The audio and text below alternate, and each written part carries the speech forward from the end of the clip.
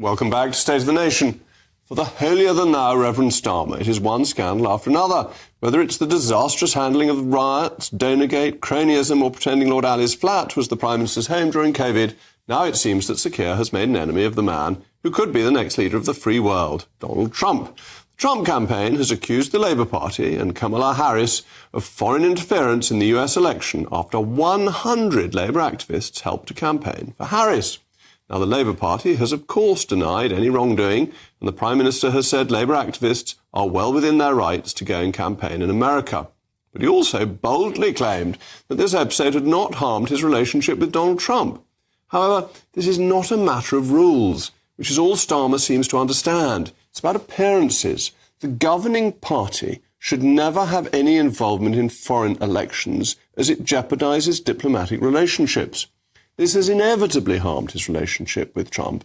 Indeed, the Republicans' application to the Federal Election Committee referred to the Labour Party as far left, and Starmer pretending it made no difference is bogus. Remember that in the US 1992 election, it emerged that Conservative Party staff had been working for the George Bush campaign, as Sir John Major was still recovering from the UK's collapse out of the exchange rate mechanism of the European monetary system. At the time, Clinton was not a well-known candidate and wasn't particularly expected to win, so the move could have been seen as innocuous.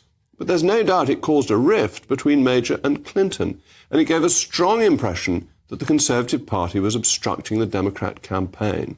The special relationship only truly healed once Blair was elected, and Blair, to his credit, managed to get on with American presidents of a very different political colour, both Clinton and Bush Jr. And now is a time in the world when we need a particularly strong special relationship. A Trump presidency is quite likely. We need to get on with him. One of the opportunities of leaving the European Union is we get a trade deal with the States. The Democrats didn't want to do that, but Trump might be. And this is made less likely if we upset Trump. But the fundamental point is, when you are the governing party, it is foolish, even if it's within the rules, to campaign in foreign elections. It's a bit like accepting tens of thousands of pounds worth of freebies. It may be allowed, but it isn't wise. Let me know your views. Email mailmog@gbnews.com. But now, a brave gladiator has come into the ring to defend Labour. Matthew, thank you very much for joining us. Matthew Stadlen has come in once again to take up the colours. It's unwise, isn't it?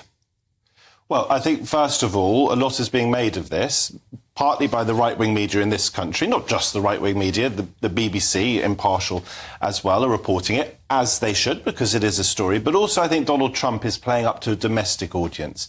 I don't think this is about Donald Trump thinking about what happens in a few weeks' time if he becomes president again and the special relationship. This is about him stirring up trouble at home, he thinks, to his electoral advantage.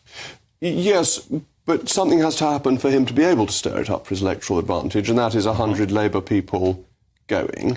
And those 100 Labour people are ill-advised to go when Labour's in government.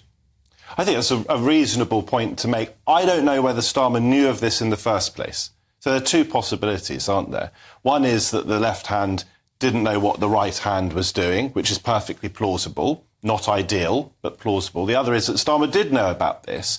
I hope he didn't, because if he did know about it, it would have been naive. These are, in my view, avoidable problems for the government, which isn't to say, as you've already pointed out in your monologue, that this is something that happens routinely and that your own former colleagues in the House of Parliament, the Conservatives, were doing back in the 90s. Absolutely. But the lesson of the 1990s has clearly been forgotten, because in 1992, John Major's staff went off and helped George Bush Sr., and it put the relationship with Bill Clinton when he won in the deep freeze. It was really bad for the special relationship.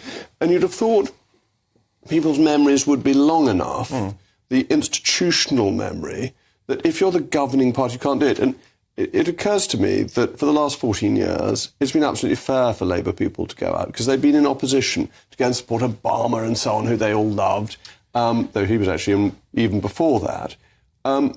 But it's just different when you're in government, and it's as if Labour hasn't quite realised that they won.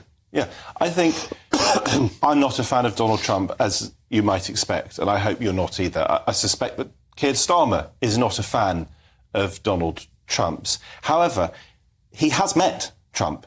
He has broken bread with Trump and says that it was a successful meeting about the special relationship. He hasn't actually met, as far as I understand it, Kamala Harris. So he's been doing really important work on behalf of his government and on behalf of us, on behalf of Britain, to build bridges with a man that clearly he doesn't identify with. And I think this is partly because Starmer, for all your criticisms of him, and you call him sort of Reverend Starmer, I just don't, that's not how I see him. But I don't think he's an ideologue. Now, that might be a problem, it might not be. I think he's a pragmatist. All right, but if he's a pragmatist, he must look at Donald Trump and know that Donald Trump is quite sensitive. He doesn't respond well to criticism, and he can be quite tough on people who've been difficult towards him. Well, how many people survive working with him? I mean, he fires most of them. That's right, he fires lots of people.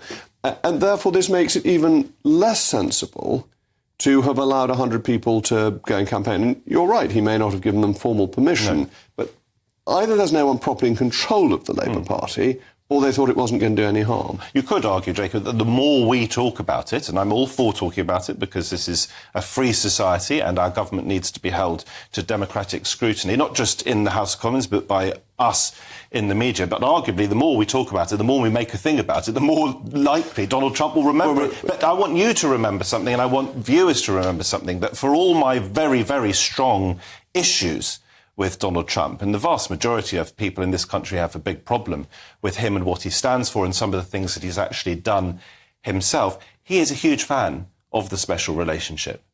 I mean, a big fan. But you see, I think it would take more. What I'm trying to say is, I think it would take more than this to shake that. But that's one of the reasons you don't want to offend him, because his starting position is positive. And I would vote for Trump if I were an American. Yes, I would. A convicted felon. Well, I think the someone with your standards. I mean, you mock our friend Starmer, our Prime Minister. Yeah, because I think the charge... You are a religious man. Yeah, but and to back someone who is not just a convicted felon I think on many counts, but also someone who has been found in a civil court, so not found guilty, liable for sexual assault. I wouldn't have thought you would hold hands by a Democrat prosecutor and a Democrat judge. Well, hang on. Are you saying that the rule of law doesn't work in America? Yes, because that's a very serious allegation about our partner, about our closest ally. I think the rule of law in America has been deeply politicised and used in New York by a Democrat judge, a Democrat donor. So there isn't a rule of law in America? In this country, a judge who donated to a political party would be unheard of, whereas that judge was a Democrat donor.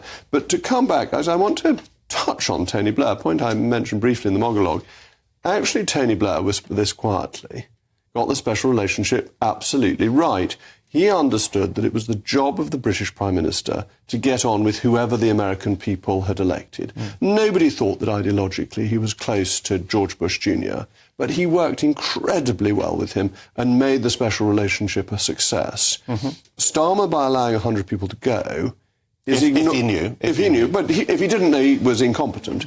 By allowing that, he has shown himself not to be as adept as Tony Blair. Well, I think Tony Blair is a hugely skillful politician. But let's remember that although it is very thin, the majority that Starmer helped secure for Labour, it is a very, very strong majority. And he was the leader of that party. If you think back to when Jeremy Corbyn was leader, and I couldn't vote for the Labour Party when Corbyn was leader, and you think how far Starmer has taken that party to the position, not just of power, but to a landslide. He's got to be getting something right. Can I just make a very quick point? Because I'm not somebody who wants to get involved in whataboutery, but we have literally just now had sitting in this studio, indeed in your chair, the leader of Reform, which is a party that hopes one day to form a government. And Nigel Farage, if anyone is open to all of us, looks at his declaration of interests, he was paid for his accommodation for the Republican convention to the tune of £32,000. And his description of it was to go and support his friend Donald Trump, who just survived, thank God, an assassination attempt. Let me just quickly finish.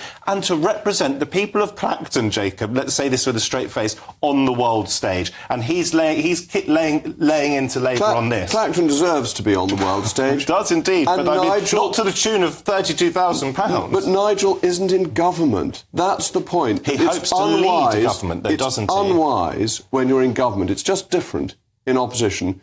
Matthew Stadlen. I'll get it right this time. I called you Stadler I just earlier. hope you apologise. realise I've got my MCC tie MCC on tie. in honour of your love of cricket and our upcoming victory in Pakistan. Well, the viewers, it's only fair to let them know that Matthew and I get on an awful lot of things, even if we disagree about the qualities of the Reverend Starmer. Anyway, thank you to Matthew.